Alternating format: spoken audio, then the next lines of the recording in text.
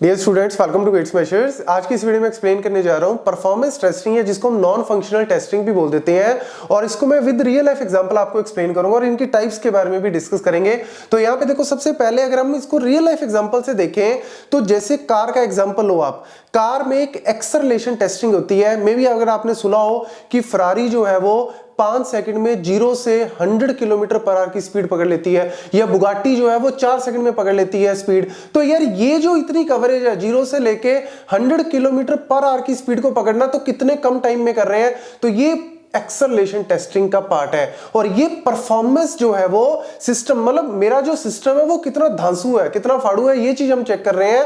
और ऐसे ही जैसे ब्रेकिंग का भी एक टेस्ट होता है कि आपने ब्रेक लगाई, पूरी ब्रेक आपने लगा दी, तो कितने मीटर के बाद आपकी कार जो है वो स्टॉप हुई। तो देखो, आपको पता कि ब्रेक लगाई तो कार तो रुकेगी, ये तो फंक्शनल का पार्ट हो गया। लेकिन नॉन फंक्शनल या परफॉर्मेंस का मतलब कि कितना बेटर वो परफॉर्म कर रही है। और ऐसी एक्सेलरेशन, आपको पता है एक्सेलरेशन दोगे, नॉर्मल कार में भी देते हैं, वो भी कहीं ना कहीं 100 की स्पीड पे तो आ ही जाती है। लेकिन हम फंक्शनल की बात नहीं कर रहे, हम नॉन फंक्शनल मतलब परफॉर्मेंस कि और कितना फाड़ू है, कितना धांसू प्रोडक्ट है आपका, तो वो कहीं ना कहीं चेक किया जाता है आपका परफॉर्मेंस के अंदर। ऐसे ही गाड़ियों को भी ऐसे नहीं कि नॉर्मल कंडीशन में चेक किया जाता है, उसको अलग अलग टेरेंस में, मतलब अलग अलग जगह पे जाके, जैसे रेगिस्तान में ले गए या फिर पहाड़ों में ले गए, नॉर्मल रोड पे तो चला के देखते ही हैं। तो ये कहीं ना कहीं परफॉर्मेंस का जो है वो पार्ट आता है। ऐसे ही आपका सॉफ्टवेयर है, ऐसी आपकी जो वेबसाइट है, ऐप है, सबको इसी तरीके से जो है वो कहीं ना कहीं चेक किया जाता है। मतलब अलग अलग टेरेंस में जाके गाड़ियों की तरह नहीं है, बट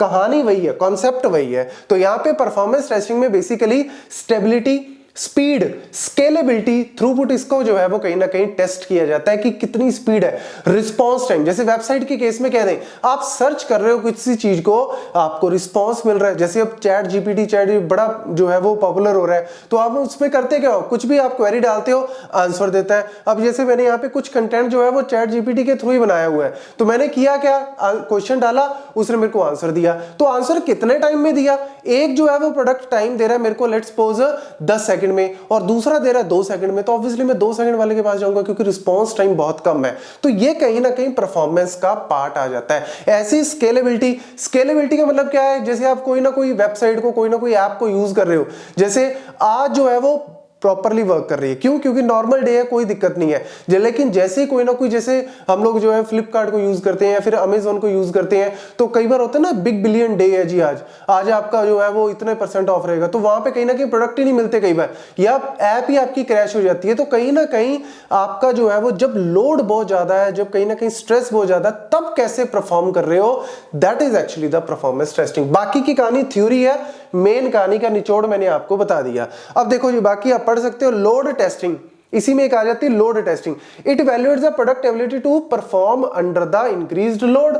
एग्जांपल, जैसे maximum capacity of a web server का आपको पता है कि यार रिक्वेस्ट आ रही है, मल्टीपल यूजर जो है वो रिक्वेस्ट डाल रहे हैं, वेब सर्वर रिस्पॉन्स दे रहा है। लेकिन जब हम इसका लोड बढ़ा दें, हम कहें कि नॉर्मली रोज 1000 रिक्वेस्ट आती हैं, 2000 रिक्वेस्ट आती हैं, आज 1 लाख रिक्वेस्ट डाल के देखो, तो उस टाइम पे कैसे परफॉर्म करेगा, that is a simply load. उसके ऊपर लोड बढ़ा दिया। ऐसे stress it is normally used to understand the upper limit of a capacity within the system, मतलब कितनी अपर लिमिट है, कितना सहन कर सकती है चीज, वो एक्चुअल में क्या होती है, स्ट्रेस टेस्टिंग का पार्ट जाता है। जैसे कैपेसिटी ऑफ अ वेबसाइट और an e commerce platform during the peak traffic hours. वही जो मैंने अभी आपको एग्जांपल दिया कि बिग बिलियन सेल है जी, या पर्टिकुलर कोई 26 जैसे जनवरी पे बड़ी सेल आती है, तो ये जो सेल वाला दिन है, नॉर्मल डे पे तो आपका काम चल रहा है, लेकिन जैसे कोई इस तरीके का सेल आ गई, या फिर जैसे बहुत टाइम पे होता है कि जब आपका रिजल्ट आता है कोई ना कोई, जैसे गेट का रिजल्ट आया या यूजीसी का रिजल्ट आया, तो उस टाइम पे साइट जो है वो किस तरीके से परफॉर्म करती है, वो एक तरह से आप कह सकते हो, क्योंकि उस टाइम पे स्ट्रेस है। और ऐसे नॉर्मल ह्यूमन बीइंग भी नॉर्मली तो बड़ा खुश रहता है,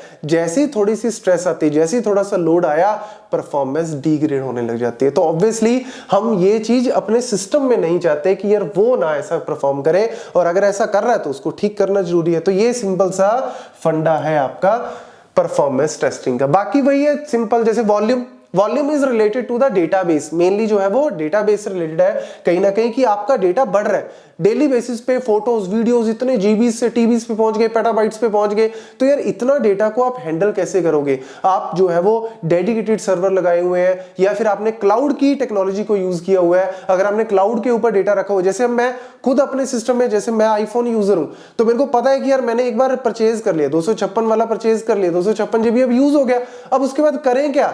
अब उसके बाद मैं iCloud को यूज करता हूं, और कोई चाह रहा नहीं तो iCloud को यूज करके मेरे को पता है अब मैंने वहां पे सब्सक्रिप्शन ले लिया, और ये कहीं ना कहीं वॉल्यूम टेस्टिंग का ही पार्ट हो गया कि यार आप इतने पैसे दो, अब आपके कोई दिक्कत नहीं है, अब आप 1 टेराबाइट तक का डेटा जो है वो रख सकते हो। तो यानी कहीं ना कहीं इतना एक यूजर अगर इतना डेटा रख रहा है अपना, तो इतने आईफोन यूजर्स होंगे लाखों करोड़ों, वो कहीं ना कहीं वो भी तो क्लाउड पे रख रहे हैं। तो वॉल्यूम जो है वो कहीं ना कहीं डेटाबेस से रिलेटेड आपका टर्म है। देन एंड्योरेंस, एंड्योरेंस में आ जाता है this type of testing evaluates the system performance over a long period of time usually under the normal and expected load। मतलब यहां पे कहीं ना कहीं हम जो है वो थोड़ा लॉन्ग टाइम में देख रहे हैं कि यार long time over a period of time, जैसे चीज मैंने आज लॉन्च की, अब मैं 2 साल बाद जो है वो 2 साल बाद मैंने उसको चलाया, कभी अप गया कभी डाउन गया, प्रॉपर्ली चल, 2 साल बाद मैं कहीं ना कहीं उसका चेक कर रहा हूं कि यार डिग्रेड, ऑब्वियसली डिग्रेड तो कहीं ना कहीं होती है चीजें, तो वो जो है वो कहीं ना कहीं चेक किया जाता है एंड्योरेंस के अंदर।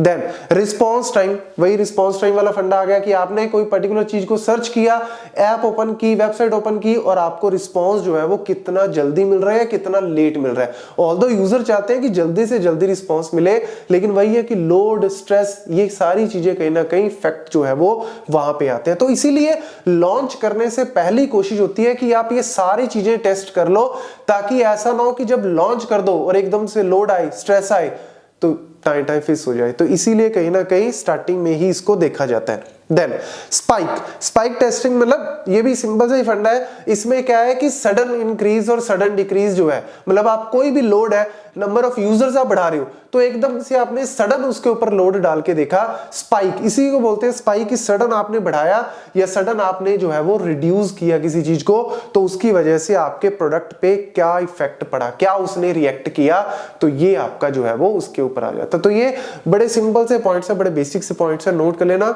और किसी भी इंटरव्यू वगैरह में पूछते हैं तो आप इजीली आंसर दे सकते हो। Thank you.